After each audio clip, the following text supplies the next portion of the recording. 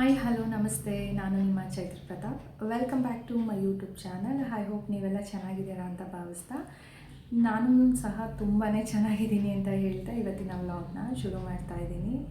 Friends, ವಿಡಿಯೋನ ಎಲ್ಲೂ ಸಹ ಸ್ಕಿಪ್ ಮಾಡಿಬಿಡಿ, ಪೂರ್ತಿಯಾಗಿ ವಿಡಿಯೋನ ನೋಡಿ ಒಂದಷ್ಟು ಇನ್ಫಾರ್ಮೇಷನ್ನ ನಿಮ್ಮ ಒಟ್ಟಿಗೆ ತಂದಿದ್ದೀನಿ. ಸೊ ಹೊಸದಾಗಿ ಯಾರೆಲ್ಲ ಯೂಟ್ಯೂಬ್ನ ಸ್ಟಾರ್ಟ್ ಮಾಡಿದ್ದಾರೆ ಅವ್ರಿಗೆ ತುಂಬಾ ಹೆಲ್ಪ್ಫುಲ್ ಆಗುತ್ತೆ ಅನ್ನೋ ಒಂದು ವಿಚಾರದಿಂದ, ಜೊತೆಗೆ ನನ್ನ ಒಂದು ಚಾನಲ್ ಮಾನಿಟೈಸೇಷನ್ ಆಗಿರೋ ವಿಚಾರನ ನಿಮ್ಮೊಟ್ಟಿಗೆ ಹಂಚ್ಕೊಳ್ಳಿಕ್ಕೆ ನಾನು ಈ ಒಂದು ವಿಡಿಯೋನ ಮಾಡ್ತಾ ಇದ್ದೀನಿ. ಸೊ ಹೊಸದಾಗಿ ಯಾರೆಲ್ಲ ಚಾನಲ್ನ ನೋಡ್ತಿದ್ದೀರಾ ದಯವಿಟ್ಟು ಚಾನಲ್ಗೆ ಸಬ್ಸ್ಕ್ರೈಬ್ ಮಾಡ್ಕೊಂಡು ನೋಡಿ, ಹಾಗೆ ಬೆಲ್ ಐಕನ್ನ ಕ್ಲಿಕ್ ಮಾಡಿ ಅಂತ ಹೇಳ್ತಾ ಇವತ್ತಿನ ವಿಡಿಯೋನ ಶುರು ಮಾಡೋಣ. ಫ್ರೆಂಡ್ಸ್, ಮೊದಲನೇದು ಏನಪ್ಪ ಅಂತ ಅಂದರೆ ಖುಷಿ ವಿಚಾರ, ನನ್ನ ಒಂದು ಚಾನಲ್ ಮಾನಿಟೈಸೇಷನ್ ಆಗಿದೆ. ಸೊ ತುಂಬಾ ಖುಷಿ ಪಡುವಂಥ ವಿಚಾರ ಅಂತಲೇ ಹೇಳ್ಬೋದು. ಯಾಕೆ ಅಂತ ಅಂದರೆ 1 ವರ್ಷಗಳ ಪರಿಶ್ರಮ ನನ್ನದು ಮಾನಿಟೈಸೇಷನ್ ಮಾಡ್ಕೊಳ್ಳಿಕ್ಕೆ. ನನ್ನ ಚಾನಲ್ನ 1 ವರ್ಷಗಳ ಕಾಲ ಶ್ರಮ ಪಟ್ಟಿದ್ದೀನಿ. ಸುಮಾರು ಮಿಸ್ಟೇಕ್ಗಳನ್ನ ಮಾಡಿದ್ದೀನಿ. ಸೊ ಆ ಥರ ಮಿಸ್ಟೇಕ್ಗಳನ್ನ ನೀವು ಮಾಡಬಾರ್ದು ಅನ್ನೋ ಒಂದು ವಿಚಾರನ ಈ ವಿಡಿಯೋದಲ್ಲಿ ನಾನು ಹೇಳ್ತಾ ಹೋಗ್ತೀನಿ. ಇನ್ನೊಂದು ವಿಚಾರ ಹೇಳಿಬಿಡ್ತೀನಿ. ಮಾರ್ಚ್ 27ನೇ ತಾರೀಕು 2025ನೇ ಇಸ್ವಿನಲ್ಲಿ ನನ್ನ ಒಂದು ಯೂಟ್ಯೂಬ್ ಜರ್ನಿನ ನಾನು ಶುರು ಮಾಡಿದ್ದು. ಸೊ ಅಂದರೆ ಅದಕ್ಕೂ ಮುಂಚೆ ಒಂದೆರಡು ವೀಡಿಯೋಸ್ನ ಅಪ್ಲೋಡ್ ಮಾಡಿದ್ದೆ. ಬಟ್ ಆದರೆ ಅದು ನಾರ್ಮಲಾಗಿ ವೀಡಿಯೋಸ್ನ ಅಪ್ಲೋಡ್ ಮಾಡಿದ್ದೆ. ನನ್ನ ಮೈಂಡಲ್ಲಿ ಇರಲಿಲ್ಲ ನಾನು ಯೂಟ್ಯೂಬ್ನ ಶುರು ಮಾಡಬೇಕು, ಇವತ್ತಿನಿಂದ ವೀಡಿಯೋಸ್ಗಳನ್ನ ಹಾಕ್ಕೊತಾ ಹೋಗಬೇಕು ಅನ್ನೋ ಒಂದು ಐಡಿಯಾನೇ ಇರಲಿಲ್ಲ. ಸುಮ್ಮನೆ ಕಾಮನ್ ಆಗಿ ವೀಡಿಯೋಸ್ನ ಅಪ್ಲೋಡ್ ಮಾಡಿದೆ. ನನ್ನ ಮಗಂದು ನಾಮಕರಣದಾಗಿರ್ಬೋದು, ಇನ್ನೊಂದು ವರಮಹಾಲಕ್ಷ್ಮಿ ಹಬ್ಬ ಪೂಜೆ ಮಾಡಿದ್ದು ಜಸ್ಟ್ ಒಂದು 3 ಮಿನಿಟ್ಸ್ ವೀಡಿಯೋ ಏನೋ ಇತ್ತು, ಅಪ್ಲೋಡ್ ಮಾಡಿದ್ದೆ. ಅದಾಗಿ 1-2 ತಿಂಗಳು ಗ್ಯಾಪ್ ಆದಮೇಲೆ ಸೊ ನನ್ನ ಮೈಂಡಿಗೆ ಬಂತು, ನಾನು ಒಂದು ಯೂಟ್ಯೂಬ್ ಚಾನಲ್ನ ಓಪನ್ ಮಾಡಬೇಕು, ನಾನು ಮನೇಲೇ ಇರೋದ್ರಿಂದ ಏನೋ ಒಂದು ಅರ್ನಿಂಗ್ಸ್ನ ಶುರು ಮಾಡೋಣ ಅಂತ ಹೇಳಿ ಡಿಸೈಡ್ ಮಾಡಿ ಒಂದು ಶಾರ್ಟ್ಸ್ನ ಅಪ್ಲೋಡ್ ಮಾಡಿದ್ದೆ. ಗುರುವಾರ ಮಾರ್ಚ್ 27ನೇ ತಾರೀಕು ಅಪ್ಲೋಡ್ ಮಾಡಿದ್ದದು. ಸೊ ಅದು ಬಂದು ನನ್ನ ಫ್ರೆಂಡ್ ಮನೆ ಫಂಕ್ಷನ್ ಇತ್ತು, ಒಂದು ಸಾಯಿಬಾಬಾ ಪೂಜೆ. ಸೊ ಆವತ್ತಿನ ದಿನ ಒಂದು ಶಾರ್ಟ್ಸ್ನ ಅಪ್ಲೋಡ್ ಮಾಡಿದ್ದು. ಸೊ ಆವತ್ತಿನಿಂದ ನಾನು ಶುರು ಮಾಡಿದೆ ನನ್ನ ಒಂದು ಯೂಟ್ಯೂಬ್ ಜರ್ನಿನ. ಹಾಗಾಗಿ ಆವತ್ತಿನಿಂದ ವೀಡಿಯೋಸ್ಗಳನ್ನ ಅಪ್ಲೋಡ್ ಮಾಡಿ ನನ್ನ ಒಂದು ಚಾನಲ್ ಮಾರ್ಚ್ 5ನೇ ತಾರೀಕು ನನಗೊಂದು ಮೇಲ್ ಬಂತು. ಮೇಲ್ ಅಂತ ಅಂದರೆ 1000 ಸಬ್ಸ್ಕ್ರೈಬರು ಜೊತೆಗೆ 4000 ವಾಚಿಂಗ್ ಅವರ್ಸ್ನ ಕಂಪ್ಲೀಟ್ ಮಾಡಿರೋ ಒಂದು ಮೇಲ್ ಬಂತು. ಮಾನಿಟೈಸೇಷನ್ಗೆ ಅಪ್ಲೈ ಮಾಡಲಿಕ್ಕೆ ಒಂದು ಅಪ್ಲಿಕೇಶನ್ ಬಂತು. ಸೊ ನನಗೆ ತುಂಬ ಖುಷಿ ಆಯಿತು. ಯಾಕೆಂದರೆ ವರ್ಷದೊಳಗಡೆ ಆಗುತ್ತೆ ಅನ್ನೋ ಒಂದು ಐಡಿಯಾನೇ ಇರಲಿಲ್ಲ. ನಾನು ಸ್ಟಾರ್ಟಿಂಗ್ ಯೂಟ್ಯೂಬ್ನ ಸ್ಟಾರ್ಟ್ ಮಾಡುವಾಗ ತುಂಬ ಟೈಮ್ ಹಿಡಿಯುತ್ತೆ ಅಂತಲೇ ನಾನು ಅಂದ್ಕೊಂಡಿದ್ದೆ. ಆದರೆ ಈಗ ಅನಿಸುತ್ತೆ ಇದು ತುಂಬ ಬೇಗನೆ ಮಾಡಬೇಕಾಗಿರೋವಂಥ ಸ್ಟೆಪ್ಪು, ತುಂಬ ಲೇಟ್ ಆಯಿತು ಅಂತ. ಯಾಕೆ ಅಂತ ಮುಂದಕ್ಕೆ ಹೇಳ್ತಾ ಹೋಗ್ತೀನಿ.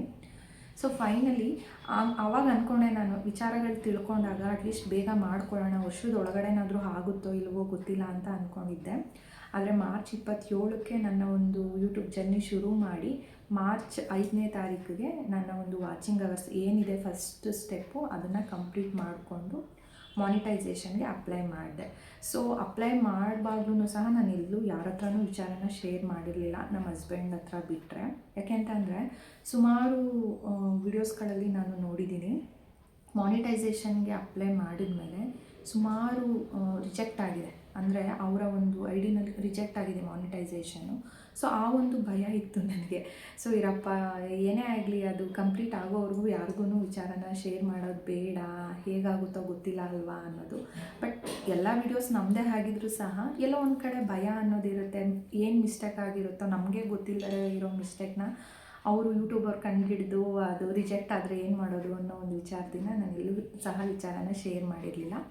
ಸೊ ಅದು ನಾವು ಏನಾಗಿದೆ, ವಾಚಿಂಗ್ ಅವರ್ಸ್ ಕಂಪ್ಲೀಟ್ ಆದಮೇಲೆ ಕೆಲವೊಂದಷ್ಟು ಅಲ್ಲೇ YT ಸ್ಟುಡಿಯೋದಲ್ಲೇ ಅಪ್ಲಿಕೇಶನ್ನ ಫಿಲ್ ಮಾಡೋದಿರುತ್ತೆ. ಅದನ್ನೆಲ್ಲ 2 ಸ್ಟೆಪ್ಪು ಮಾಡಾದಮೇಲೆ ಅದು ಆಡ್ಸೆನ್ಸ್ದು ಅದನ್ನು ಸಹ ಸಕ್ಸಸ್ಫುಲ್ ಅಂತ ಬಂತು, ರಿವ್ಯೂಸೂ ಸಕ್ಸಸ್ಫುಲ್ ಅಂತ ಬಂತು. ಇನ್ನೊಂದೇನೆಂದರೆ ನಮ್ಮ ಒಂದು ಚಾನಲ್ನ ಪ್ರೊಸೆಸಿಂಗಲ್ಲಿದೆ, ಅಂದರೆ ಅವರು ವಿಡಿಯೋಸ್ನೆಲ್ಲ ಚೆಕ್ ಮಾಡೋದು ಒಂದು ಪ್ರೊಸೆಸಿಂಗಲ್ಲಿದೆ. ಆ ಸ್ಟೆಪ್ ಆದಮೇಲೆ ಮಾನಿಟೈಸೇಷನ್ ಅಪ್ರೂವ್ ಆಗುತ್ತಾ ಇಲ್ವಾ ಅನ್ನೋದು ಗೊತ್ತಾಗೋದು. ಸೊ ಅದಕ್ಕೆ ನಾನು 5ನೇ ತಾರೀಕು ನನಗೆ ಮೇಲ್ ಏನು ಬಂತು, ಅದಾದಮೇಲೆ ಒಂದು ದಿನ ನಾನು ಗ್ಯಾಪ್ ಕೊಟ್ಟೆ. 6ನೇ ತಾರೀಕು ಅದನ್ನೆಲ್ಲ ನಾನು ಫಿಲ್ ಮಾಡಿದ್ದು. ಸೊ ನೆಕ್ಸ್ಟು ನಾನು ಮೇ ಬಿ ಇನ್ನೂ 1 ತಿಂಗಳಾಗುತ್ತೇನೋ, ಅಥವಾ ಅಲ್ಲಿ ತೋರಿಸಿತ್ತು 1 ಮಂತ್ವರೆಗೂ ಟೈಮ್ ತೊಗೊಳ್ತೀವಿ ಅನ್ನೋದು ಮೆನ್ಷನ್ ಮಾಡಿದ್ರಲ್ಲಿ. ಬಟ್ ನಾನು ಯಾರನ್ನೋ ಕೇಳಿದ್ದಕ್ಕೆ ಇಲ್ಲ ಆ ಥರ ಇರುತ್ತೆ, ಬಟ್ ಆದರೆ ಒಬ್ಬೊಬ್ರದ್ದು ನೆಕ್ಸ್ಟ್ ಡೇಗೇನೆ ಅದ್ರದ್ದು ಏನಿದೆ ರಿಸಲ್ಟ್ ಗೊತ್ತಾಗುತ್ತೆ, ಅಥವಾ 1-2 ಡೇಸು 15 ಡೇಸ್ ಒಳಗೆ ಬಂದೇ ಬರುತ್ತೆ ಅಂತ. ಸೊ ನಾನು 6ನೇ ತಾರೀಕು ಅಪ್ಲೈ ಮಾಡಿದ್ದಕ್ಕೆ ನನಗೆ 9ನೇ ತಾರೀಕು ಈವ್ನಿಂಗು ನನಗೊಂದು ಮೇಲ್ ಬಂತು. ನಿಜವಾಗ್ಲೂ ತುಂಬ ಅಂದರೆ ತುಂಬ ನನಗೆ ವಾಚಿಂಗ್ ಅವರ್ಸ್ ಕಂಪ್ಲೀಟ್ ಆದಾಗಲೂ ಅಷ್ಟು ಖುಷಿ ಆಗಲಿಲ್ಲ. ನನಗೆ ಮಾನಿಟೈಸೇಷನ್ ಅಪ್ರೂವ್ ಆಯ್ತಲ್ಲ, ನನಗೆ ಆವಾಗ ತುಂಬ ಅಂದರೆ ತುಂಬಾ ಖುಷಿ ಆಯಿತು. 9ನೇ ತಾರೀಕು ಸಂಜೆ ನನಗೆ ಒಂದು ಮೇಲ್ ಬಂತು, ನಿಮ್ಮ ಮಾನಿಟೈಸೇಷನ್ ಅಪ್ರೂವ್ ಆಗಿದೆ, ನೀವು ಇವತ್ತಿಂದ ಅರ್ನಿಂಗ್ಸ್ನ ಶುರು ಮಾಡ್ಬೋದು ಅಂತ. ಸೊ ನನಗಂತೂ ಎಷ್ಟು ಖುಷಿ ಆಯಿತು ಅಂತ ಅಂದರೆ ತುಂಬ ಅಂದರೆ ತುಂಬ ಖುಷಿ ಆಯಿತು. ಯಾಕೆಂದರೆ ಒಂದು ವರ್ಷದಿಂದ ವಿಡಿಯೋಸ್ಗಳನ್ನ ಮಾಡಿ ಹಾಕ್ತಾ ಬಂದು ವರ್ಷವಿಡೀ ಶ್ರಮ ಪಟ್ಟಿರೋದು ಎಲ್ಲೋ ಒಂದು 2 ಮಿಸ್ಟೇಕಿಂದ ಅದು ರಿಜೆಕ್ಟ್ ಆದಾಗ ಆ ವರ್ಷದ ಪರಿಶ್ರಮ ಎಲ್ಲ ವ್ಯರ್ಥ ಆದಂಗೆ ಅನ್ನಿಸ್ಬಿಡುತ್ತೆ. ಹಂಗಾಗಿ ಎಲ್ಲೋ ಒಂದು ಕಡೆ ಅದೊಂದು ಭಯ ಇತ್ತು. ಕೊನೆಗೆ ಆ ಭಯನೂ ಮುಗೀತು ಅಂತಲೇ ಹೇಳ್ಬೋದು. ತುಂಬ ಖುಷಿ ಆಯಿತು. ಆದರೆ ನೆಕ್ಸ್ಟ್ ಸ್ಟೆಪ್ಗಳೆಲ್ಲ ತುಂಬ ಇದ್ದಾವೆ. ಅದನ್ನು ನಾನು ನೆಕ್ಸ್ಟ್ ಅಪ್ಕಮಿಂಗ್ ವಿಡಿಯೋದಲ್ಲಿ ಹೇಳ್ತೀನಿ. ಇವತ್ತಿನ ವಿಡಿಯೋ ಬಂದು ನನ್ನ ಚಾನಲ್ ಮಾನಿಟೈಸೇಷನ್ ಆಗಿದೆ, ಅದ್ರ ಜೊತೆಗೆ ಏನಕ್ಕೆ ಇಷ್ಟು ತಡ ಆಯಿತು, ನಾನು ಏನೇನೆಲ್ಲ ಮಿಸ್ಟೇಕ್ ಮಾಡಿದೆ ಅನ್ನೋದನ್ನು ನಿಮ್ಮೊಟ್ಟಿಗೆ ಶೇರ್ ಮಾಡ್ತೀನಿ. ನೆಕ್ಸ್ಟ್ ನೀವು ಆ ಮಿಸ್ಟೇಕ್ನ ಮಾಡಲಿಕ್ಕೆ ಹೋಗಬೇಡಿ ಅನ್ನೋ ಒಂದು ವಿಚಾರನ ನಿಮ್ಮೊಟ್ಟಿಗೆ ಶೇರ್ ಮಾಡ್ತಾಯಿದ್ದೀನಿ. ಸೊ ಇಲ್ಲಿಗೆ ನನ್ನ ಒಂದು ಮಾನಿಟೈಸೇಷನ್ ಕಂಪ್ಲೀಟ್ ಆಯಿತು. ಇದು ಯಾವ ರೀತಿ ನಾನು ಮಾಡಿಕೊಂಡೆ, ಹೆಂಗೆ ಏನೆಲ್ಲ ಟಿಪ್ಸ್ನ ಫಾಲೋ ಮಾಡಿದೆ, ಜೊತೆಗೆ ಏನು ಮಿಸ್ಟೇಕ್ ಮಾಡಿದೆ ಅನ್ನೋದನ್ನು ನಾನು ಹೇಳ್ತಾ ಹೋಗ್ತೀನಿ. ನೋಡಿ, ನಾನು ಯೂಟ್ಯೂಬ್ನ ಸ್ಟಾರ್ಟ್ ಮಾಡುವಾಗ ನಾನು ಪ್ರೊಫೆಷ್ನಲಿ ಏನೂ ನನ್ನ ಟ್ರೈನಿಂಗ್ನ ತೊಗೊಂಡಿರಲಿಲ್ಲ. ನನಗೆ ಎಡಿಟಿಂಗ್ ಎಲ್ಲ ಮುಂಚೆನೇ ಬರ್ತಿತ್ತು. ತಮ್ನೇಲ್ ಬಗ್ಗೆ ಗೊತ್ತಿಲ್ಲ, ವಿಡಿಯೋಸ್ ಹೆಂಗೆ ಹಾಕಬೇಕು, ಹೆಂಗೆ ವಿಡಿಯೋಸ್ನ ಮಾಡ್ಕೊಬೇಕು, ಯಾವ ಕಂಟೆಂಟಲ್ಲಿ ವಿಡಿಯೋ ಮಾಡಬೇಕು, ಇದ್ರ ಯಾವ ಇನ್ಫಾರ್ಮೇಷನು ಸಹ ನನಗೆ ಗೊತ್ತಿರಲಿಲ್ಲ. ಒಟ್ಟಾರೆ ನನಗೇನೆಂದರೆ, ನನಗೆ ಯೂಟ್ಯೂಬ್ ಶುರು ಮಾಡುವಾಗ ವಿಡಿಯೋಸ್ ಮಾಡೋಣ, ಅಪ್ಲೋಡ್ ಮಾಡೋಣ, ನನಗೆ ಹೆಂಗೆ ಬರುತ್ತೆ ಹಂಗೆ ಮಾಡೋಣ, ಎಷ್ಟು ಟೈಮ್ ಹಿಡಿಯುತ್ತೆ ಹಿಡೀಲಿ, ಒಟ್ಟಾರೆ ಮಾಡ್ತಾ ಹೋಗೋಣ, ಇಷ್ಟೇ ಸುಮ್ಮನೆ ಒಂದು ಸಿಂಪಲ್ಲಾಗಿ ಮೈಂಡಿಗೆ ತೊಗೊಂಡು ನಾನು ಶುರು ಮಾಡಿಬಿಟ್ಟೆ. ಸೊ ಅದೊಂದು ಮಿಸ್ಟೇಕ್ ಆಯಿತು. ಯೂಟ್ಯೂಬ್ನ ಶುರು ಮಾಡಬೇಕು ಅನ್ನೋರು ಯೂಟ್ಯೂಬ್ ಬಗ್ಗೆ ಒಂದಷ್ಟು ವಿಚಾರನ ತಿಳ್ಕೊಂಡು ನಿಮ್ಮ ಐಡಿನ ಶುರು ಮಾಡ್ಕೊಳ್ಳಿ. ಅದೊಂದು ನನ್ನ ಕಡೆಯಿಂದ ಮಿಸ್ಟೇಕ್ ಆಗಿದ್ದು. ಇನ್ನೊಂದೇನೆಂದರೆ, ಮೊದಲನೇ ಟಾರ್ಗೆಟು ನಾನು ಅಂದರೆ ಹೆಂಗೆ ಮಾಡಬೇಕು, ನಾನು ಅಲ್ಲಿ ಏನು ಮಿಸ್ಟೇಕ್ ಮಾಡಿದೆ ಅದನ್ನು ಹಂಗೆ ಹೇಳ್ತಾ ಹೋಗ್ತೀನಿ. ಮೊದಲನೇ ಟಾರ್ಗೆಟ್ ಏನು ಕೊಟ್ಟಿರ್ತಾರೆ ಅಂತ ಅಂದರೆ 500 ಸಬ್ಸ್ಕ್ರೈಬರ್ಸ್ನ ರೀಚ್ ಆಗಬೇಕು, ಜೊತೆಗೆ 3 ಲಾಂಗ್ ವಿಡಿಯೋನ ಅಪ್ಲೋಡ್ ಮಾಡಬೇಕು, 4000 ವಾಚಿಂಗ್ ಅವರ್ಸ್ನ ಕಂಪ್ಲೀಟ್ ಮಾಡಬೇಕು. ಇದು ಬಂದು ಫಸ್ಟ್ ಸ್ಟೆಪ್ ಇರುತ್ತೆ ನಾವು ಮಾನಿಟೈಸೇಷನ್ಗೆ ಅಪ್ಲೈ ಮಾಡೋದಕ್ಕೆ. ಸೊ ನನಗೆ ಸ್ಟಾರ್ಟಿಂಗು 500 ಸಬ್ಸ್ಕ್ರೈಬರ್ನ ರೀಚ್ ಮಾಡೋದೇ ತುಂಬ ದೊಡ್ಡ ವಿಚಾರ ಅನ್ನಂಗೆ ಅನ್ನಿಸ್ತಾ ಇತ್ತು. ಸೊ ಹಿಂಗೆ ಅಂದರೆ ಆಗೋದಿಲ್ಲ. ಅಂದರೆ ನಾವು ವಿಡಿಯೋಸ್ಗಳನ್ನ ಹಾಕಿದ್ರೇ ನಮಗೆ ಸಬ್ಸ್ಕ್ರೈಬರ್ಸು ಬರೋದು. ವಿಡಿಯೋ ಹೆಂಗೆ ಹಾಕಬೇಕು, ವಿಡಿಯೋ ಚೆನ್ನಾಗಿ ಹಾಕಿದ್ರೇ, ಎಡಿಟಿಂಗ್ ಚೆನ್ನಾಗಿದ್ದು ಕಾನ್ಸೆಪ್ಟು ಕಂಟೆಂಟು ಚೆನ್ನಾಗಿದ್ರೇ ಸಬ್ಸ್ಕ್ರೈಬರ್ಸ್ ಬರ್ತಾರೆ. ಇಲ್ಲ ಅಂದರೆ ನಾವು ಹೇಗೇಗೋ ವಿಡಿಯೋ ಮಾಡಿ ಹಾಕಿದ್ರೆ ಖಂಡಿತ ಯಾರೂ ಇಷ್ಟಪಡೋದಿಲ್ಲ, ವಿಡಿಯೋಸ್ನ ನೋಡೋದಿಲ್ಲ. ಹಾಗಾಗಿ ನಾನೇನು ಮಾಡಿಬಿಟ್ಟೆ, ಸ್ಟಾರ್ಟಿಂಗು ಶಾರ್ಟ್ಸ್ಗೆಲ್ಲ ವಾಯ್ಸ್ ಓವರ್ನ ಕೊಡ್ತಾ ಹೋದೆ. ಕೆಲವೊಬ್ರದ್ದು ಕ್ಲಿಕ್ ಆಗುತ್ತೆ, ವಾಯ್ಸ್ ಓವರ್ ಕೊಟ್ಟರು ಚೆನ್ನಾಗಿ ಮೂವ್ ಆಗುತ್ತೆ. ಬಟ್ ನಾನೇನು ಮಾಡಿದೆ, ಸುಮಾರು ಒಂದು 10 ವಿಡಿಯೋದಲ್ಲೆಲ್ಲ ವಾಯ್ಸ್ ಓವರ್ನ ಕೊಡ್ತಾ ಹೋದೆ. ಅದು ವಿಡಿಯೋ ಅಪ್ಲೋಡ್ ಮಾಡಿದಾಗ ಬರೀ ಒಂದು 10 ವ್ಯೂಸು 20 ವ್ಯೂಸು ಇಷ್ಟೇ ಬರ್ತಾಯಿತ್ತು. ನನಗೆ ಗೊತ್ತಿರಲಿಲ್ಲ ಅದನ್ನು ಸಾಂಗ್ಸ್ ಎಲ್ಲ ಹಾಕಿ ಮಾಡಿದ್ರೆ ಟ್ರೆಂಡಿಂಗ್ ಇರೋ ಸಾಂಗ್ಸ್ಗಳನ್ನ ಹಾಕಿ ನಾವು ಶಾರ್ಟ್ಸ್ ಅಪ್ಲೋಡ್ ಮಾಡಿದ್ರೆ ಬೇಗ ಸಬ್ಸ್ಕ್ರೈಬರ್ಸ್ ರೀಚ್ ಆಗ್ತಾರೆ ಅನ್ನೋ ಐಡಿಯಾನೇ ಇರಲಿಲ್ಲ. ನಾನು ಆಗಲೇ ಹೇಳಿದ್ನಲ್ಲ, ಏನಂದ್ರೇನು ವಿಚಾರನ ಗೊತ್ತಿಲ್ಲದಲೇ ಯೂಟ್ಯೂಬ್ನ ಶುರು ಮಾಡಿದೆ, ಮೊದಲನೇ ಮಿಸ್ಟೇಕ್ ನಂದು. ಸೊ ನೀವು ಅದನ್ನು ಮಾಡಲಿಕ್ಕೆ ಹೋಗಬೇಡಿ. ಫಸ್ಟ್ ಅಲ್ಲೇ ಒಂದಷ್ಟು ವಿಚಾರನ ತಿಳ್ಕೊಂಡು ಯೂಟ್ಯೂಬ್ನ ಶುರು ಮಾಡಿ. ಸೊ ಈಗ ನಾನು ಏನು ಹೇಳೋದಕ್ಕೆ ಹೋಗ್ತಾ ಇದ್ದೀನಿ ಅಂದರೆ, 500 ಸಬ್ಸ್ಕ್ರೈಬರ್ಸ್ನ ನೀವು ಹೇಗೆ ನಿಮ್ಮ ಐಡಿಗೆ ತೊಗೊಬೋದು ಅಂತ ಅಂದರೆ, ನೀವು ಶಾರ್ಟ್ಸ್ ಹಾಕೋ ಮುಖಾಂತರ ನಿಮಗೆ ಬೇಗ ಸಬ್ಸ್ಕ್ರೈಬರ್ಸ್ ಬರ್ತಾರೆ. ಅಂದರೆ ಟ್ರೆಂಡಿಂಗ್ ಇರೋವಂಥ ಸಾಂಗ್ಸ್ಗಳನ್ನ ವೀಡಿಯೋಸ್ಗಳಿಗೆ ಹಾಕ್ತಾ ಹೋಗಿ, ಅಂದರೆ ಶಾರ್ಟ್ಸ್ಗಳಿಗೆ. ಮತ್ತು ಇನ್ನು ಶಾರ್ಟ್ಸು ಹೆಚ್ಚೆಚ್ಚಾಗಿ ಹಾಕಬೇಕು. ಅಂದರೆ ದಿನಕ್ಕೆ ಒಂದು 2-3 ಈ ಥರ ಶಾರ್ಟ್ಸ್ಗಳನ್ನ ಹಾಕ್ತಾ ಹೋಗಿ ನೀವು 500 ಸಬ್ಸ್ಕ್ರೈಬರ್ಸ್ ಆರಾಮಾಗಿ ರೀಚ್ ಆಗ್ತೀರಾ. ಕೆಲವೊಂದು ತುಂಬ ವೈರಲ್ ಆಯಿತು ಅಂತಂದರೆ ಒಂದೇ ಶಾರ್ಟ್ಸಲ್ಲೇ 30 ಜನ ಸಬ್ಸ್ಕ್ರೈಬರ್ಸು, 50 ಜನ, 100 ಜನ, 200, 300, 1000 ಗಟ್ಟಲೆ ಸಬ್ಸ್ಕ್ರೈಬರ್ಸ್ ಬಂದೇ ಬರ್ತಾರೆ. ನಿಮ್ಮ ಒಂದು ಶಾರ್ಟ್ಸ್ ಎಡಿಟಿಂಗು ಸಾಂಗ್ಸ್ ಮೇಲೆ ಡಿಪೆಂಡ್ ಆಗುತ್ತೆ, ಎಡಿಟಿಂಗ್ ಮೇಲೆ ಡಿಪೆಂಡ್ ಆಗುತ್ತೆ. ಚೆನ್ನಾಗಿ ನೀವು ಶಾರ್ಟ್ಸ್ ಮಾಡಿ ಹಾಕಿದ್ರಿ ಅಂತಂದರೆ ಖಂಡಿತ ನಿಮಗೆ ಸಬ್ಸ್ಕ್ರೈಬರ್ಸು ಬಂದೇ ಬರ್ತಾರೆ. ಸೊ ಇದೊಂದು ವಿಚಾರ ನಾನು ಎಲ್ಲಿ ಮಿಸ್ಟೇಕ್ ಮಾಡಿಕೊಂಡೆ ಅಂತ ಹೇಳಿದ್ದೀನಿ, ಜೊತೆಗೆ ಹೆಂಗೆ ರೀಚ್ ಆಗಬೇಕು ಅನ್ನೋದನ್ನು ಸಹ ಹೇಳಿದ್ದೀನಿ. ಇನ್ನು ನೆಕ್ಸ್ಟ್ ಸ್ಟೆಪ್ಪು ಬಂದು minimum 3 video long video upload ಮಾಡಬೇಕು ಅನ್ನೋದಿರುತ್ತೆ. ಸೊ ಲಾಂಗ್ ವಿಡಿಯೋನ ನೀವು ಮಿನಿಮಮ್ ಅಂದ್ರೂ ಒಂದು 8 ನಿಮಿಷಗಳ ಮೇಲ್ಪಟ್ಟು ಮಾಡಲಿಕ್ಕೆ ಪ್ರಯತ್ನ ಪಡಿ. ಹಾಗಂತ ಹೇಳ್ಬಿಟ್ಟು ಈಗ ಕಂಟೆಂಟ್ ಇರುತ್ತಲ್ವ, ಆ ಕಂಟೆಂಟಲ್ಲಿ ಆ ವಿಚಾರ ಬರೀ ಒಂದು 3 ನಿಮಿಷದ ಇರೋ ವಿಚಾರನ ನೀವು 10 ನಿಮಿಷಗಳ ಕಾಲ ರಬ್ಬರ್ ಎಳ್ದಂಗೆ ಇಳಿಯೋದಕ್ಕೆ ಹೋಗಬೇಡಿ. ಎಷ್ಟು ವಿಚಾರ ಇರುತ್ತೆ ಅಷ್ಟನ್ನೇ ತೊಗೊಳ್ಳಿ, ತೊಂದರೆ ಇಲ್ಲ. ಬಟ್ ಆದರೆ ಮಿನಿಮಮ್ ಒಂದು 8 ನಿಮಿಷಗಳ ಕಾಲನಾದರೂ ವೀಡಿಯೋಸ್ನ ಮಾಡಿ ಹಾಕಬೇಕು. ಸೊ ಲಾಂಗ್ ವಿಡಿಯೋನ ನೀವೇನು ಮಾಡಬೇಕು, ಅಟ್ಲೀಸ್ಟ್ ವಾರಕ್ಕೊಂದು 2-3 ಲಾಂಗ್ ವಿಡಿಯೋನ ಹಾಕ್ತಾ ಹೋಗಿ. ನಿಮಗೆ ವಾಚಿಂಗ್ ಅವರ್ಸ್ ಬರೋದು ವಿಡಿಯೋದಲ್ಲೇ. ನೆಕ್ಸ್ಟು ಫ್ಯೂಚರಲ್ಲಿ ನಿಮಗೆ ಅರ್ನಿಂಗ್ಸ್ ಮಾಡೋದಕ್ಕೆ ಹೆಲ್ಪ್ ಆಗೋದು ಸಹ ಲಾಂಗ್ ವಿಡಿಯೋಸೇನೆ. ಶಾರ್ಟ್ಸಲ್ಲೆಲ್ಲ ಅಷ್ಟು ಅರ್ನಿಂಗ್ಸ್ ಮಾಡಲಿಕ್ಕೆ ಆಗೋದಿಲ್ಲ ಅಂತ ಹೇಳ್ತಾರೆ. ಹಾಗಾಗಿನೇ ನಿಮಗೆ ಲಾಂಗ್ ವಿಡಿಯೋಸ್ ಇತ್ತು ಅಂದರೆ ನೆಕ್ಸ್ಟು ನೀವು ಫ್ಯೂಚರಲ್ಲಿ ಮಾನಿಟೈಸೇಷನ್ ಆದಾಗ ನಿಮ್ಮ ಹಳೆ ವಿಡಿಯೋಗಳೆಲ್ಲ ಪಬ್ಲಿಕ್ಗೆ ಜಾಸ್ತಿ ಮೂವ್ ಆಗ್ತಾ ಇರುತ್ತೆ. ಹಾಗಾಗಿ ನೀವು ಲಾಂಗ್ ವಿಡಿಯೋಸು ಏನಿದೆ ನಿಮ್ಮ ದಿನಚರಿ ಆಗಿರ್ಬೋದು, ಅಥವಾ ನೀವು ಯಾವ ಕಂಟೆಂಟ್ ಬೇಸ್ ಮೇಲೆ ಯೂಟ್ಯೂಬ್ ಐಡಿನ ಶುರು ಮಾಡಿದ್ದೀರಾ ಅದರ ಬೇಸಿಸ್ ಮೇಲೇ ನೀವು ವಾರಕ್ಕೆ ಒಂದು 3 ಅಥವಾ 2 ವೀಡಿಯೋಸ್ಗಳನ್ನ ಹಾಕ್ತಾ ಹೋಗಿ. ಅದು ಆರಾಮಾಗಿ ನೀವು ಮಾಡ್ತಾ ಹೋಗ್ಬೋದು. ಇನ್ನು ಬಂದು ನೆಕ್ಸ್ಟು 4000 ವಾಚಿಂಗ್ ಅವರ್ಸು ರೀಚ್ ಆಗಬೇಕು. ಸೊ ಅದನ್ನು ನಾವು ಕಂಪ್ಲೀಟ್ ಮಾಡಬೇಕು. ಇದು ಬಂದು ಒಂದು ದೊಡ್ಡ ಟಾಸ್ಕ್ ಅಂತಲೇ ಹೇಳ್ಬೋದು. ಸೊ ನನಗಂತೂ ಇದ್ರ ಬಗ್ಗೆ ಐಡಿಯಾನೇ ಇರಲಿಲ್ಲ. ಸ್ಟಾರ್ಟಿಂಗ್ ಹೆಂಗೆ ಅಂತ ಅಂದರೆ, ದಿನಕ್ಕೆ ಬರೀ 1 ಅವರು 2 ಅವರು ಇಷ್ಟೇ ಹೆಚ್ಚಿಸ್ತಾ ಹೋಗ್ತಾ ಇದ್ದಿತ್ತು. ವಾಚಿಂಗ್ ಅವರ್ಸ್ ಚೆಕ್ ಮಾಡ್ತಾ ಇದ್ದಾಗ ಬರೀ ಡೈಲಿ 1 ಅವರು 2 ಅವರು ಇಷ್ಟೇ ಜಾಸ್ತಿ ಆಗ್ತಾಯಿತ್ತು. ನಾನು ಆವಾಗ ಯೋಚನೆ ಮಾಡ್ತಿದ್ದೆ, ಬರೀ 1-2 ಅವರ್ ಅಷ್ಟೇ ಜಾಸ್ತಿ ಆಗ್ತಿದೆ ದಿನಕ್ಕೆ. ಈ ಥರ 4000 ಅವರ್ಸ್ ಕಂಪ್ಲೀಟ್ ಮಾಡಬೇಕು ಅಂತಂದರೆ ಎಷ್ಟು ವರ್ಷ ಟೈಮ್ ತೊಗೊಳುತ್ತಲ್ವ. ನಿಜವಾಗ್ಲೂ ನಾನು ಯೂಟ್ಯೂಬಲ್ಲಿ ಅಮೌಂಟ್ ತೊಗೊತೀನ, ನನ್ನ ಚಾನಲ್ ಮಾನಿಟೈಸೇಷನ್ ಆಗುತ್ತಾ ಅಂತಲೇ ಯೋಚನೆ ಮಾಡ್ತಿದ್ದೆ. ಬಟ್ ಆದರೂ ಎಲ್ಲೋ ಒಂದು ಕಡೆ ಇರಲಿ, ಪರವಾಗಿಲ್ಲ ಮಾಡೋಣ. ಒಂದೊಂದು ದಿನ ಏನಾಗ್ಬಿಡೋದು ಅಂದರೆ 8 ಅವರ್ ಜಾಸ್ತಿ ಆಗೋದು, 10 ಅವರ್ ಜಾಸ್ತಿ ಆಗೋದು. ಆವಾಗ ಏನು ಅನ್ಸೋದು ಅಂತಂದರೆ, ಇಲ್ಲ ಈ ಥರ ನೋಡ್ದೆ ಒಂದಲ್ಲ ಒಂದು ದಿನ ಮೂವ್ ಆಗೇ ಆಗುತ್ತೆ, ನಾನು ಮಾಡೋದು ಬಿಡೋದು ಬೇಡ ಅಂತಲೇ ಒಂದು ಹೋಪ್ ಇಟ್ಕೊಂಡಂತೂ ಮಾಡ್ಕೊತಾ ಬಂದೆ ನಾನು. ಸೊ ಏನಾಯಿತು ಅಂದರೆ, ಸುಮಾರು ಒಂದು 7-8 ತಿಂಗಳವರೆಗೂ ಬರೀ ಲಾಂಗ್ ವಿಡಿಯೋ ಹಾಕೋದು, ಶಾರ್ಟ್ಸ್ ಹಾಕೋದು ಇಷ್ಟೇ ಮಾಡ್ತಾ ಹೋದೆ. ನಿಜ ಹೇಳಬೇಕು ಅಂತಂದರೆ, ನಿಮಗೆ ವಾಚಿಂಗ್ ಅವರ್ಸ್ ಕೌಂಟ್ ಆಗಬೇಕು ಅಂತ ಅಂದರೆ ನೀವು ಲೈವ್ ವಿಡಿಯೋ ಮಾಡಬೇಕು. ಲೈವ್ ವಿಡಿಯೋ ಮಾಡಿದ್ರೇ ನಿಮಗೆ ಬೇಗ ವಾಚಿಂಗ್ ಅವರ್ಸು ಕೌಂಟ್ ಆಗುತ್ತೆ, ನಿಮಗೆ ಮಾನಿಟೈಸೇಷನ್ ಬೇಗ ಆಗುತ್ತೆ ನಿಮ್ಮ ಚಾನಲ್ಗೆ. ಸೊ ನಾನೊಂದು 7-8 ತಿಂಗಳವರೆಗೂ ನನಗೆ ಈ ಲೈವ್ ಮಾಡೋ ಐಡಿಯಾನೇ ಇರಲಿಲ್ಲ. ಹಿಂಗೆ ಒಂದಿನ ಯಾರ್ದೋ ಲೈವ್ಗೆ ಹೋದಾಗ ನಾನು ಹೋಗಿರೋ ಟೈಮ್ಗೆ, ಅಂದರೆ ಅವ್ರ ಲೈವ್ಗೆ ನಾನು ಜಾಯ್ನ್ ಆಗಿರೋ ಟೈಮ್ಗೆ ಅವ್ರ ಬಾಯಿಂದನೂ ಇದೇ ವಿಚಾರ ಬಂತು, ಲೈವ್ ಮಾಡಿದ್ರೆ ಬೇಗ ವಾಚಿಂಗ್ ಅವರ್ಸ್ ಕೌಂಟ್ ಆಗುತ್ತೆ ಅಂತ. ಬಟ್ ನಾನು ಅಷ್ಟು ವಿಚಾರನ ತಲೆಗೆ ಹಾಕ್ಕೊಳ್ಳೇ ಇಲ್ಲ, ಬಿಟ್ಬಿಟ್ಟೆ. ಅಯ್ಯೋ ನಾವೆಲ್ಲ ಲೈವ್ ಯಾವ ಒಂದು ವಿಚಾರನ ತೊಗೊಂಡು ಲೈವ್ ಮಾಡೋದು ಅನ್ನೋದು ಬಂತು. ಇನ್ನೊಂದು ದಿನ ಯೋಚನೆ ಮಾಡಿದಾಗ, ಹೌದಲ್ವ ನಾನು ಮಾಡ್ಬೋದಲ್ವ, ಒಂದು ಸಲ ಪ್ರಯತ್ನ ಪಡೋಣ, ಅದು ಒಂದು ಇರಲಿ ನನ್ನ ಐಡಿನಲ್ಲಿ. ಅಂದರೆ ವಿಡಿಯೋಸ್ ಇದೆ, ಶಾರ್ಟ್ಸ್ ಇದೆ, ಪ್ಲೇಲಿಸ್ಟ್ ಓಪನ್ ಮಾಡಿದ್ದೆ, ಲೈವ್ ಅನ್ನೋದು ಒಂದು ಮಾಡಿಬಿಡೋಣ ಅನ್ನೋದು ಇಷ್ಟೇ. ಹಿಂಗೆ ಅಂದ್ಕೊಂಡೆ. ನಾನು ಫಸ್ಟ್ ಲೈವ್ ಮಾಡಿದ್ದೆ ಕಡಲೆಕಾಯಿ ಪರ್ಸೆದು. ಸೊ ಕಡಲೆಕಾಯಿ ಪರ್ಸೆಗೆ ಹೋಗಿದ್ದೆ. ಅಲ್ಲೇನು ಮಾತಾಡೋದು ಬೇಡ, ಹಾಗೆ ರಾ ವಾಯ್ಸೇ ಇರಲಿ ಅಂತ ಹೇಳಿಬಿಟ್ಟು ನಾನು ಸೆಲ್ಫಿ ಸ್ಟಿಕ್ಕಿಂದ ಸುಮ್ಮನೆ ಒಂದು 20 ನಿಮಿಷ ಲೈವ್ ವಿಡಿಯೋ ಮಾಡಿಕೊಂಡೆ.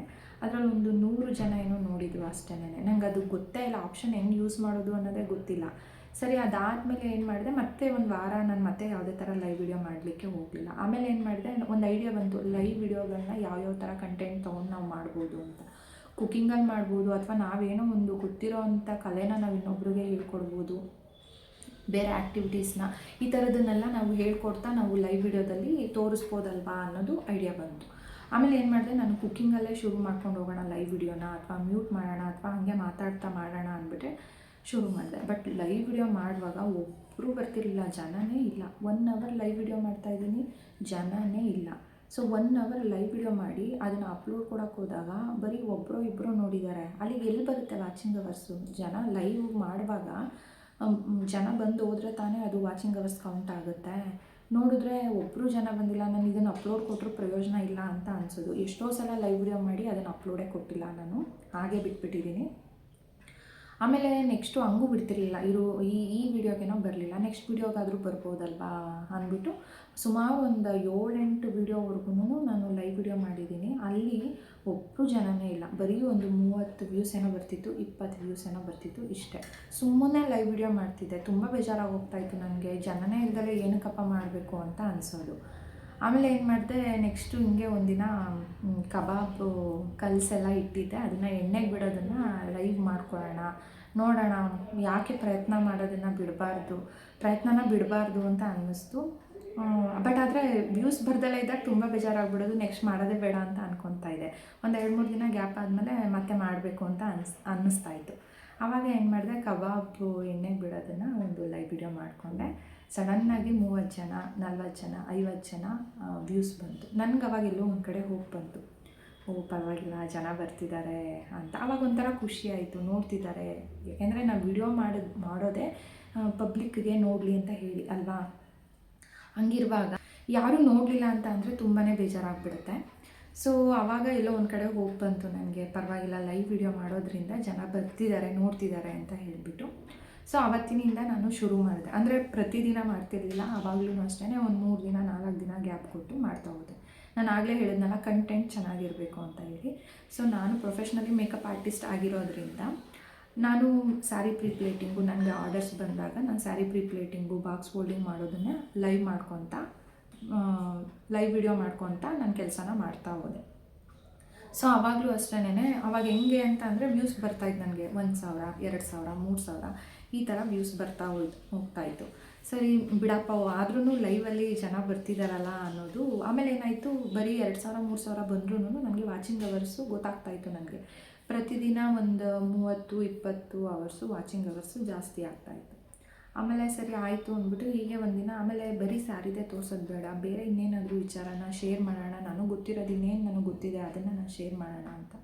ಸೊ ನಾನು ಈ ಡೋರ್ ಮ್ಯಾಟ್ಗಳೆಲ್ಲ ಹಾಕ್ತಾರಲ್ಲ, ಸೊ ಆ ಥರದನ್ನೆಲ್ಲ ನಾನು ತುಂಬ ಚಿಕ್ಕ ವಯಸ್ಸಿಂದ ಕಲ್ತಿದ್ದೀನಿ, ಸುಮಾರು ಮ್ಯಾಟ್ಗಳನ್ನ ಹಾಕಿದ್ದೀನಿ.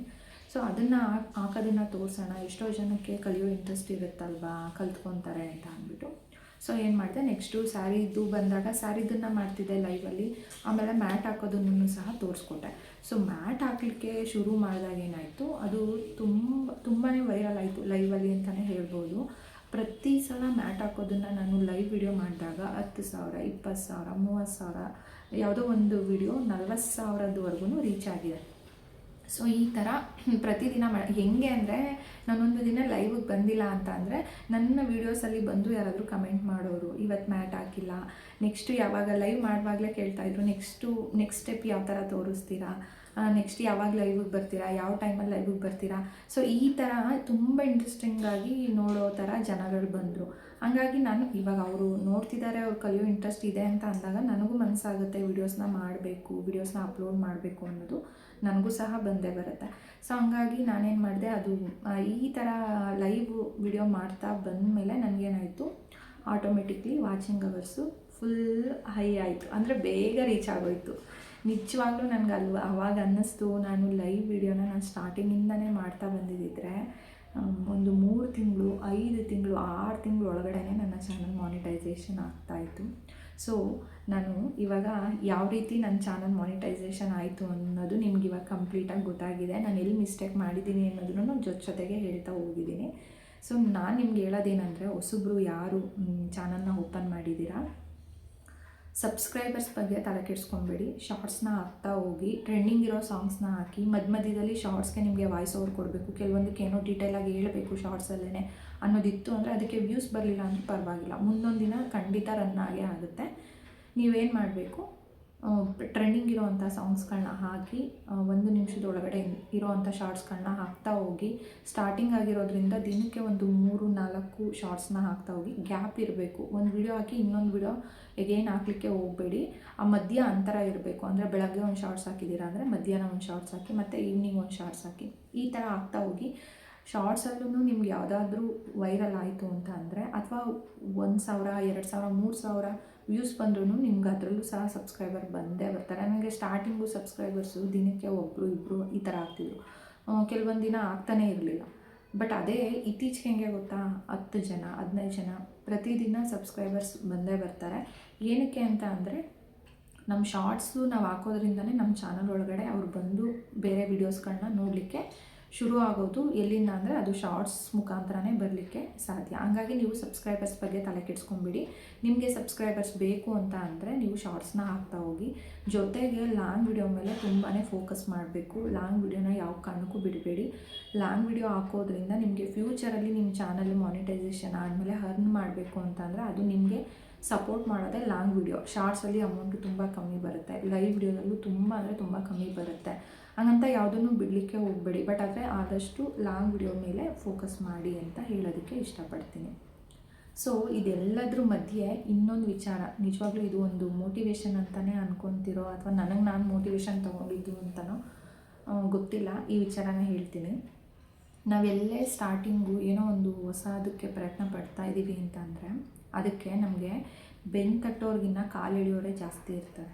ಹೇಗೆ ಗೊತ್ತಾ, ಅದು ಒಂಥರ 3 ಕ್ಯಾಟಗರಿ ಇರುತ್ತೆ. ಒಂದು, ಇಲ್ಲ ಮಾಡು ಒಳ್ಳೆಯದು, ಮಾಡ್ತಾ ಹೋಗು ಒಳ್ಳೆಯದಾಗಲಿ ಅಂತ ಹೇಳೋರು ಒಂದು ಕ್ಯಾಟಗರಿ ಆದರೆ, ಇನ್ನೊಂದಿರುತ್ತೆ ನೆಗೆಟಿವ್ ಕ್ಯಾಟಗರಿ. ಯಾವ ಥರ ಅಂತ ಅಂದರೆ, ಇದೆಲ್ಲ ಮಾಡಬೇಕಾ, ಇದೊಂದು ಇವರು ಕಮ್ಮಿ ಇತ್ತು, ಇದನ್ನೆಲ್ಲ ಏನಪ್ಪ ಅಡುಗೆ ಮಾಡೋದನ್ನು ತೋರಿಸ್ಬೇಕಾ, ಇವ್ರ ಮನೇಲಿ ಕಸ ಗುಡ್ಸೋದು ತೋರಿಸ್ಬೇಕಾ, ಇವ್ರ ಮನೇಲಿ ದೇವ್ರ ಸಾಮಾನು ತೊಳೆಯೋದು ತೋರಿಸ್ಬೇಕಾ, ಹೊಸ್ಲು ಕುಂಕುಮ ಇಡೋದು ತೋರಿಸ್ಬೇಕಾ ಅನ್ನೋ ಈ ಥರ ಒಂದು ನೆಗೆಟಿವು ನಮ್ಮ ಡೈರೆಕ್ಟಾಗಿ ಮಾತಾಡ್ತಾರಲ್ಲ, ಇದು ಒಂದು ಕ್ಯಾಟಗರಿ.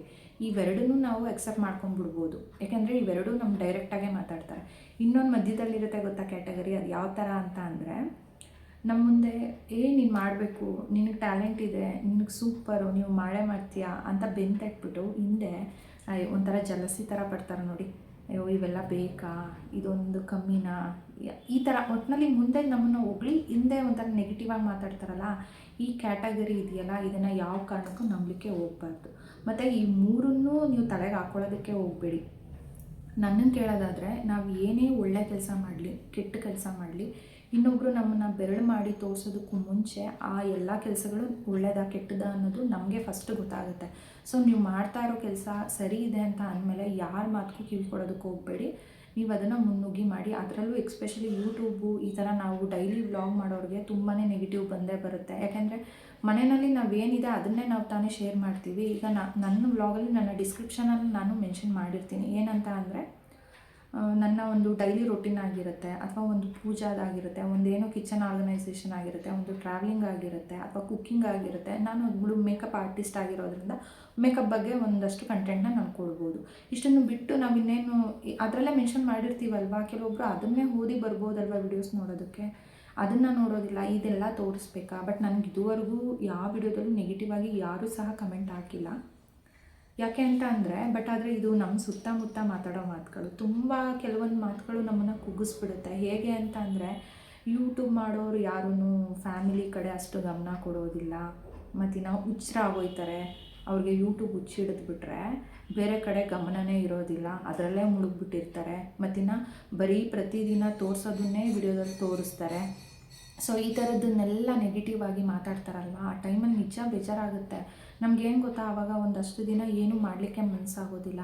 ನಾನು ಆ ಥರ ಮಾತುಗಳೆಲ್ಲ ಕಿವಿಗೆ ಬಂದಾಗ ನಾನು ಒಂದು 2-3 ದಿನ ವೀಡಿಯೋಸ್ನ ಅಪ್ಲೋಡ್ ಮಾಡೋದೇ ಸ್ಟಾಪ್ ಮಾಡಿಬಿಟ್ಟಿದ್ದೀನಿ. ಅಂಥ ಟೈಮಲ್ಲಿ ನಮಗೆ ನಾವೇ ಮೋಟಿವೇಟ್ ಆಗಬೇಕು. ಯಾಕೆಂದರೆ ಇದು ನಾವೇನೋ ಒಂದು ಮಾಡ್ತಾಯಿದ್ದೀವಿ ಸ್ಟೆಪ್ಪು ಅಂತ ಅಂದರೆ ನಮ್ಮನ್ನು ಕುಗ್ಗಿಸೋರೇ ಜಾಸ್ತಿ ಇರ್ತಾರೆ. ನೀವು ಅದಕ್ಕೆಲ್ಲ ತಲೆ ಕೆಡಿಸ್ಕೊಬೇಡಿ.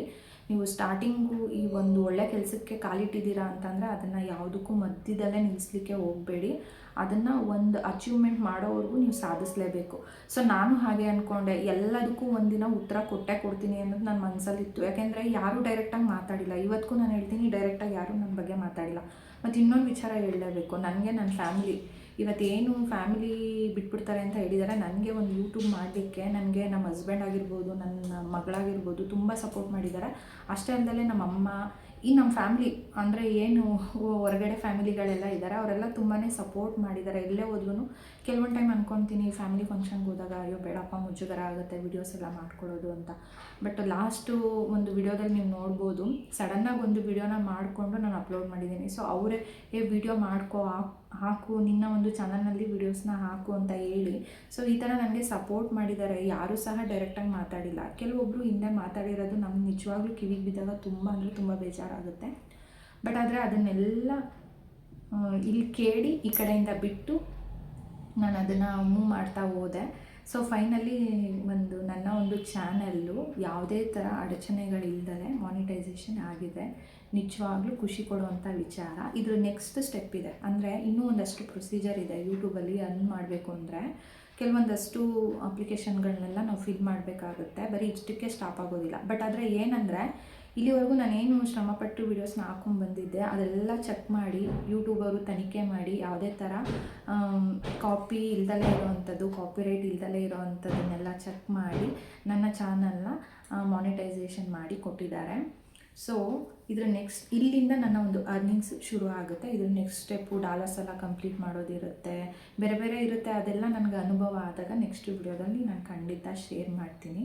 ಮತ್ತು ಇನ್ನೊಂದು ಏನಪ್ಪ ವಿಚಾರ ಅಂತ ಅಂದರೆ, ನೀವು ಇನ್ನೊಂದು ಮಿಸ್ಟೇಕ್ ಮಾಡೋದಕ್ಕೆ ಹೋಗಬೇಡಿ. ಏನದು ಅಂತ ಅಂದರೆ, ರಿಪೀಟೆಡ್ ವೀಡಿಯೋಸ್ನ ಹಾಕಲಿಕ್ಕೆ ಹೋಗಬೇಡಿ. ಆಲ್ರೆಡಿ ಹಾಕಿರೋವಂಥ ವೀಡಿಯೋಸ್ನ ಲಾಂಗ್ ವೀಡಿಯೋದಲ್ಲಾದರೂ ಅಷ್ಟೇ, ಶಾರ್ಟ್ಸಲ್ಲಾದರೂ ಅಷ್ಟೇ ಹಾಕಲಿಕ್ಕೆ ಹೋಗಬೇಡಿ.